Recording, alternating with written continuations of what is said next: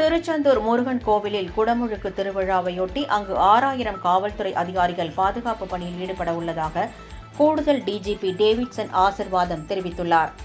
முருகப்பெருமானின் 6 படை வீடுகளில் 2ஆம் படை வீடான திருச்செந்தூர் அருள்மிகு சுப்பிரமணிய சுவாமி திருக்கோவிலில் குடமுழுக்கு விழா ஜூலை 7ஆம் தேதி நடைபெறவுள்ளது.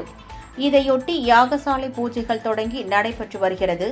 நாளை மறுநாள் வரை யாகசாலை பூஜைகள் நடைபெற்று அதிகாலை 6:15 மணிக்கு மேல் 6:50 மணிக்குள் ராஜகோபுர விமான கலசங்கள், சுவாமி மூலவர், சண்முகர், ஜெயந்திநாதர், நடராஜர், குமரவிடங்க பெருமான் மற்றும் பரிவார மூர்த்திகள் விமான கலசங்களுக்கு புனித நீர் ஊற்றி குடமுழுக்கு நடைபெறவுள்ளது. இந்த குடமுழுக்கு வைபவத்தில் தமிழகம் மட்டுமின்றி நாட்டின் பல்வேறு பகுதிகளில் இருந்தும் முருக பக்தர்கள் குடும்பத்துடன் வருகை தருவார்கள். இந்நிலையில் திருக்கோவிலுக்கு வரும் பக்தர்களுக்கு எந்தவித அசம்பாவித சம்பவமும் ஏற்படாத வண்ணம் இருக்க தமிழக காவல்துறை கூடுதல் டிஜிபி சட்டம் ஒழுங்கு டேவிட்சன் ஆசிர்வாதம் அங்கு முகாமிட்டு பாதுகாப்பு பணிகளை மேற்கொண்டு வருகிறார்.